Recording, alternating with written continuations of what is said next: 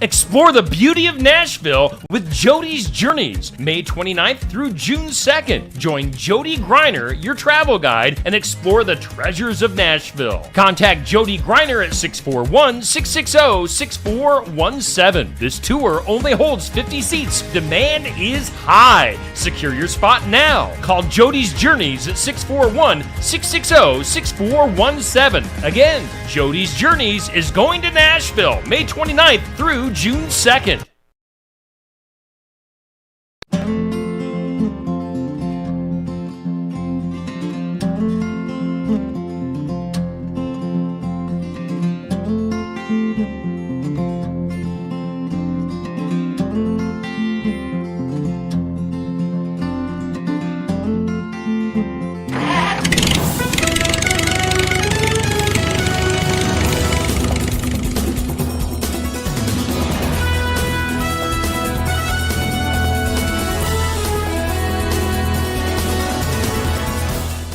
Well, good morning. I'm Brent Adams here with your Rural Strong Morning Ag Report for this Friday, March 8th.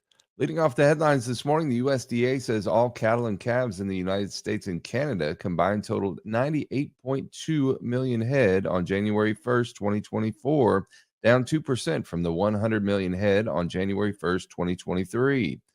The all cows and heifers that have calved inventory was down 2% from last year to 42 million head. All cattle and calves in the U.S. as of January 1st, 2024 totaled 87.2 million head, down 2% from the 88.8 million head on January 1st, 2023. The all cows and heifers that have calved inventory was 37.6 million head, 2% lower than last year. All cattle and calves in Canada on January 1st totaled 11.1 million head, 2% lower than last year. All sheep and lambs in the U.S. and Canada combined to total 5.86 million head on January 1st, down 2% from the 5.98 million head on January 1st, 2023.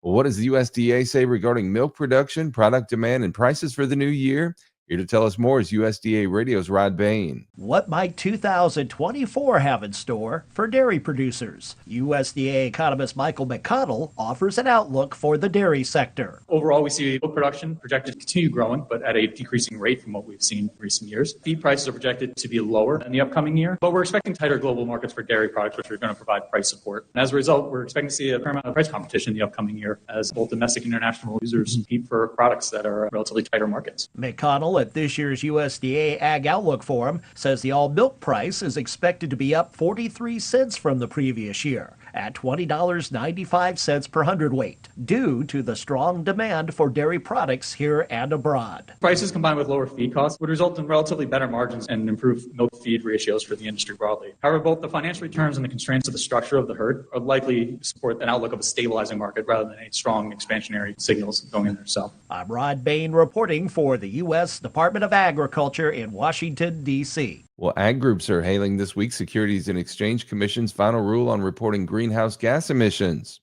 National Cattlemen's Beef Association Chief Counsel Mary Thomas Hart says the 2022 SEC proposed rule wasn't a good idea to begin with. Farmers and ranchers across the country would have had to submit their greenhouse gas emissions, eventually providing those reports to the federal government. That's simply because a producer sold to a publicly traded firm. Fortunately, those companies will no longer be required to submit that information. The reporting proposal first raised alarms at the American Farm Bureau Federation, where Travis Cushman says Farm Bureau members were widely worried. It has potential to mean the farmer is going to have to keep track of a very, very onerous set of emissions data, from carbon dioxide to methane to a slew of other emissions that has potential to require a farmer to keep track of every gallon of diesel he puts in his tractor. Putting a huge squeeze on small and medium-sized farms that don't have the technology or time to comply.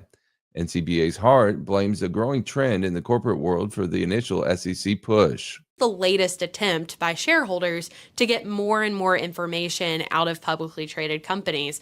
So unfortunately, we were just potential collateral damage of that desire. Hart says the EPA already does a greenhouse gas inventory that shows beef cattle contribute just 2% of greenhouse gas emissions. The American Farm Bureau Federation and the National Cattlemen's Beef Association submitted some 27,000 comments on the proposed rule and now may target a similar California state rule. Well, the 2024 National Pork Industry Forum is in the books.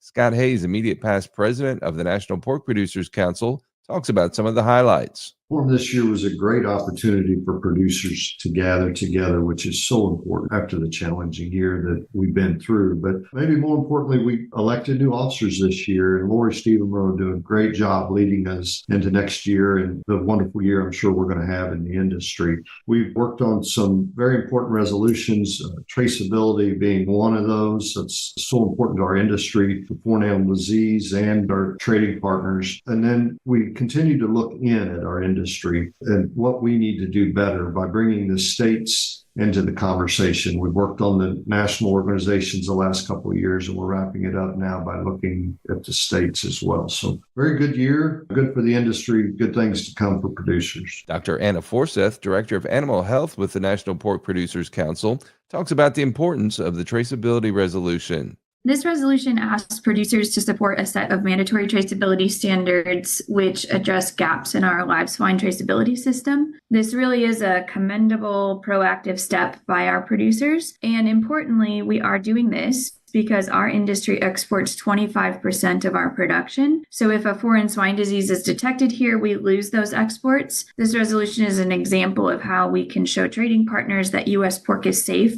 and return to trade. She talks about the next steps and timing of the traceability resolution. The next step will be submission of the standards to USDA. From there, it will not be a speedy process. The writing, review, and comment period requirements by federal government takes time. So we expect this could take up to 3 years before implementation. There will be opportunities for producers to continue to engage throughout this time. And for anyone listening today, I would encourage them to utilize NPPC's Traceability Resource Hub at nppc.org/trace for up-to-date information throughout this process. Hayes talks about the policy priorities of the National Pork Producers Council members. You know, the producers are wanting a farm bill done. More importantly, they're wanting us at NPPC to protect their freedom to operate, their freedom to produce pigs on their farm the way that they know is best for them. They're excited about trade. We had a wonderful year on trade and looking forward to another big trade year coming up. And producers know there's a lot of work that goes into making that happen. Again, for more information, go to nppc.org. And finally, this morning, the AM for Every Vehicle Act has hit the magic number of voting co-sponsors it will need to ensure passage through the House of Representatives. Sponsors of the House legislation, led by New Jersey Representative Josh Gottheimer, announced they had picked up the 218th voting supporter. The majority of votes is necessary because Kentucky Senator Rand Paul blocked a bipartisan-driven majority consent vote in November. He's seeking to override the AM mandate and instead use the legislation to end electric vehicle subsidies under the American Vehicle Tax Credit. As the bill moves closer to the goal, the Department of Transportation is ready to implement the legislation. In a February interview, Transportation Secretary Pete Buttigieg says he's ready to run with the act the moment Congress gets it done.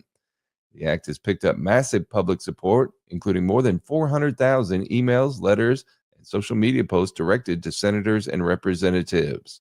And as a broadcaster, usually you don't get too personally involved in these issues, but this is one that myself and my fellow broadcasters have pushed hard for. We've been on Capitol Hill. We've been in front of Secretary Buttigieg and also the chairwoman of the FCC, Jessica Rosenworcel, and we have pleaded our case to everybody who will listen.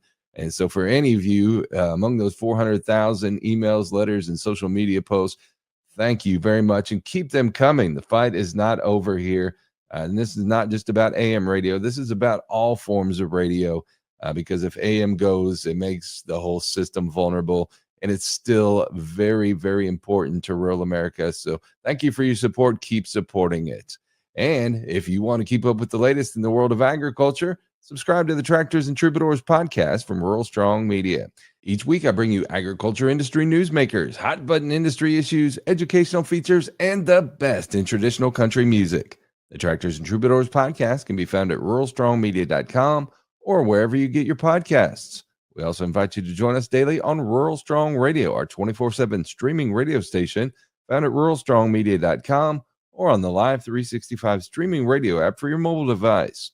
Each day, we bring you our award-winning agriculture programming, as well as the best in traditional country music, mixed in with a little bluegrass, western swing, southern rock, and inspirational music. Again, the place to find Rural Strong Radio is ruralstrongmedia.com or the Live 365 streaming radio app. We're portable, so take us with you everywhere you go while you're working on the farm or ranch. Let's get through the workday together. Well, I'll be back on Monday with another Rural Strong Morning Ag Report here on Steve Shetler Media. Make it a great weekend, everybody.